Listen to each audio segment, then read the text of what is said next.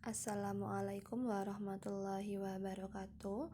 Pada pagi hari ini, Bu Guru akan menjelaskan tentang tema 4, yaitu pelajaran IPA. Tadi sudah kalian bacakan tentunya. Setelah ini kalian dengarkan penjelasan dari Bu Nadir. Di halaman 1, setelah kalian baca, ada bacaan yang berjudul Tempat Hidup Tanaman Teh. Kalau kalian tahu, teh merupakan minuman yang banyak kita konsumsi oleh sebagian besar masyarakat di dunia, terutama orang-orang di Indonesia. Teh itu dapat tumbuh subur di wilayah pegunungan yang udaranya itu sejuk. Jadi ketinggian antara 200 sampai 2000 meter di atas permukaan laut pada suhu sekitar 14 derajat sampai 25 derajat Celcius. Bisa kalian lihat di halaman 2. Di Indonesia itu juga menghasilkan teh yang sangat besar, ada di wilayah Jawa dan Sumatera. Jadi Indonesia itu sumber daya alamnya sangat besar, terutama penghasil teh. Kalau kalian tahu, fungsi teh selain sebagai bahan minuman, teh juga berfungsi untuk menjaga lingkungan. Selain itu, teh juga dapat mencegah terjadinya erosi. Erosi itu apa sih, Bu? Erosi itu adalah longsor. Jadi, tanaman teh itu sengaja ditanam berjajar rapi. Jaraknya itu sekitar 1 meter. Jadi, kalau ada hujan datang deras sekali, air hujan itu tidak langsung melongsorkan tanah, tapi dia akan ditahan oleh tanah sehingga derasnya air tidak bisa mengikis tanah atau tanahnya jadi longsor, karena tadi tehnya itu dijajar rapi dan juga jaraknya 1 meter sehingga meminimalkan terjadinya erosi.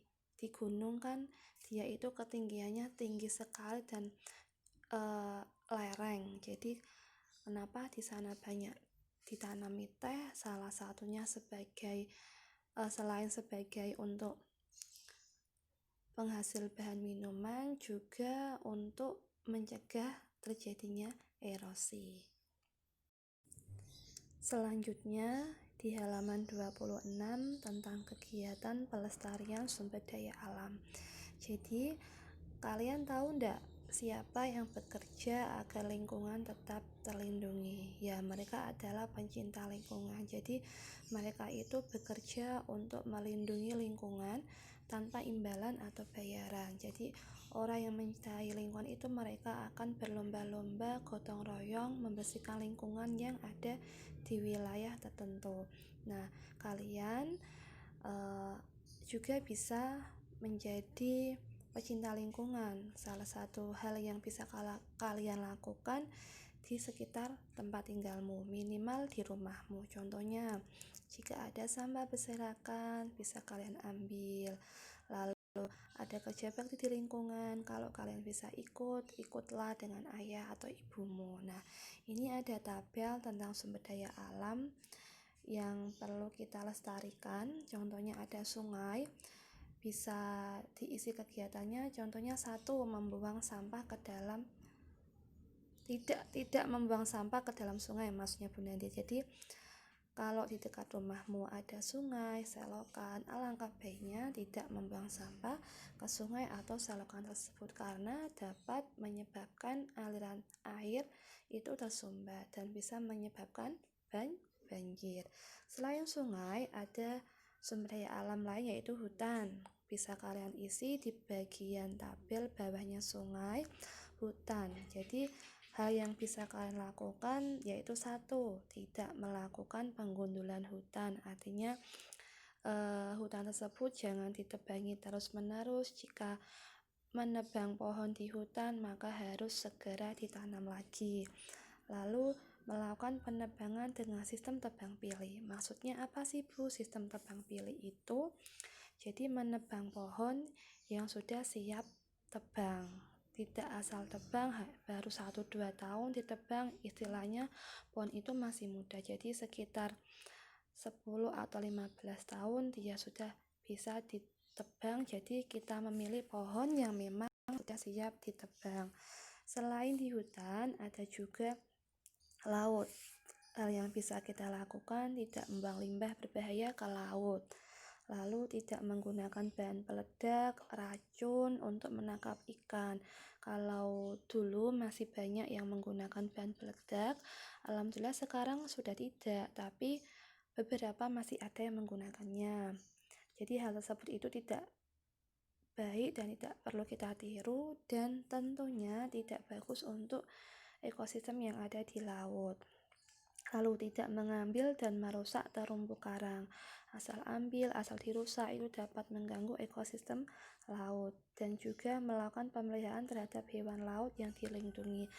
Itu kan yang ada sekitar laut. Nah, di pantai bagaimana, Bu? Nah, kalian kan sering ke pantai, jadi kalau bawa jajan, bawa makanan, alangkah baiknya jangan buang sampah sembarangan di pinggir pantai, karena limbah dari sampah tersebut memang akan hanyut di bawah arus air, tapi sampah tersebut juga akan menepi ke tempat lain. Jadi misalnya kamu buang sampah di pantai Blebak, sampahnya akan hanyut, ya memang akan hanyut terbawa air, terbawa arus air. Nanti dia akan sampai di pantai lain, contohnya sampai ke pantai Ngelak atau di pantai Bondo. Jadi kalian pasti menemukan kalau di dekat pantai pasti banyak sampah, terutama ketika musim hujan seperti ini. Itu karena apa? Akibat ulah dari manusia.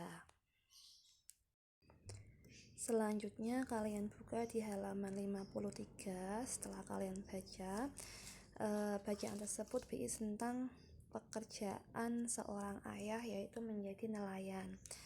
Di paragraf yang awal, ayah itu bekerja sebagai nelayan tradisional. Jadi dia hanya menggunakan perahu atau sampan yang kecil. Orang dahulu itu menggunakan sampan yang kecil, jadi ketika ke laut mereka hanya berani tidak sampai ke tengah. Karena apa? Kalau sampai ke tengah ada ombak besar, itu perahunya akan terbalik, dan hasil yang didapat memang tidak begitu banyak. Di zaman modern sekarang perkembangannya sangat besar. Contohnya, nelayan modern sekarang itu sudah menggunakan perahu atau kapal yang besar dan menggunakan mesin. Contohnya ketika kamu pergi ke Pantai Ngelak, di situ perahunya semuanya sudah menggunakan mesin kan. Kalau dulu itu belum menggunakan mesin, masih didayung pakai sampan. Sekarang sudah menggunakan mesin semua, dan mereka berani ke tengah laut. Jadi perahunya itu sudah berukuran besar. Tapi di daerah lain atau di negara lain juga ada yang menggunakan kapal dan menggunakan pukat harimau. Kamu lihat halaman 55. Pukat harimau ini fungsinya untuk menangkap ikan, tapi punya dampak yang negatif. Negatif itu tidak baik bagi ekosistem laut. Kenapa? Karena pukat harimau itu dia sangat besar, jadi dia akan menjaring semua makhluk hidup yang ada di laut.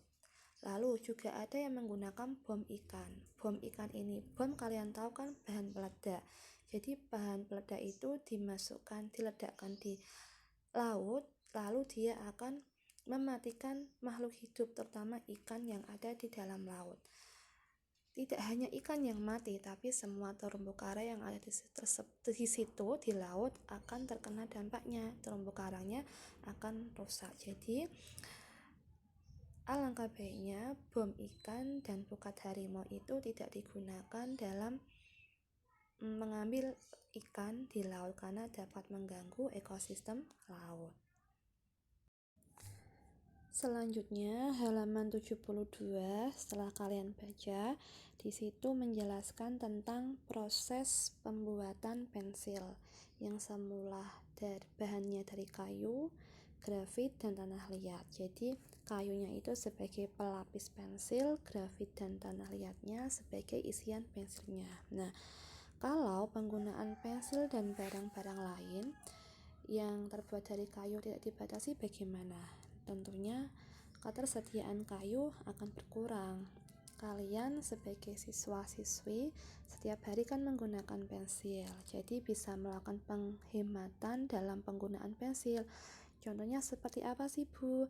Contohnya bisa meraut menggunakan rautan pensil. Setelah itu meminimalkan atau mengurangi mematahkan pensil. Kalau menggunakan pensil jangan ditekan terlalu keras, terus kalau masih bisa digunakan pensilnya digunakan. Jangan sedikit-sedikit beli. Selain satu, boros uang, yang kedua kamu juga mengurangi ketersediaan kayu, karena sumber bahannya untuk membuat pensil itu adalah kayu, grafit, dan tanah liat. Selanjutnya halaman 73. Di halaman 73 itu ada tabel yang berisi pekerjaan, barang yang dihasilkan dari pekerjaan tersebut, bahan asalnya, dan jenis sumber daya alamnya. Jadi barang yang kita butuhkan sehari-hari itu merupakan hasil dari suatu pekerjaan. Ada pekerjaan yang menghasilkan barang, contohnya petani, peternak, ada juga jasa seperti dokter, polisi, guru. Jadi barang-barang yang dihasilkan dari setiap pekerjaan itu sangat beragam. Banyak diantaranya memanfaatkan sumber daya alam yang ada di Indonesia. Contohnya, kamu lihat ada di tabel sebelah kiri, di tabel pekerjaan, kolom pekerjaan. Yang baris ke-1 itu ada gambar seseorang sedang memukul-mukul kayu. Kalian isi ya di barang yang dihasilkan. Untuk pekerjaannya kamu isi di bawah gambar. Pekerjaan yang nomor 1 itu adalah tukang kayu. Kalian tulis tukang kayu di buku kalian. Barang yang dihasilkan tukang kayu adalah, kamu tulis ada meja, kursi, dan lemari. Bahan asal benda tersebut adalah tentunya berasal dari kayu. Ditulis di kolom bahan asal benda. Dan yang terakhir, jenis sumber daya alam yang digunakan adalah tumbuhan. Yang nomor 2, pekerjaannya adalah pemerah susu. Barang yang dihasilkan adalah susu sapi. Bahan asalnya itu berasal dari, ya betul, hewan. Jenis sumber daya alam yang digunakan adalah hewan. Yang ketiga itu adalah pengambil belerang. Barang yang itu berupa belerang. Bahan asal bendanya belerang. Jenis sumber daya alam yang digunakan adalah barang tambang. Gambar yang keempat tidak asing bagi kalian, itu ada gambar pekerjaan petani. Barang yang dihasilkan adalah beras, bahan asal bendanya adalah tumbuhan, dan jenis sumber daya alam yang digunakan adalah tumbuhan. Yang terakhir, yang kelima, pekerjaannya adalah nelayan. Barang yang dihasilkan misalnya ikan, udang, rumput laut, kerang. Bisa kalian tulis ya, di barang yang dihasilkan ada ikan, udang, kerang, dan lain-lain. Bahan asal bendanya adalah hewan.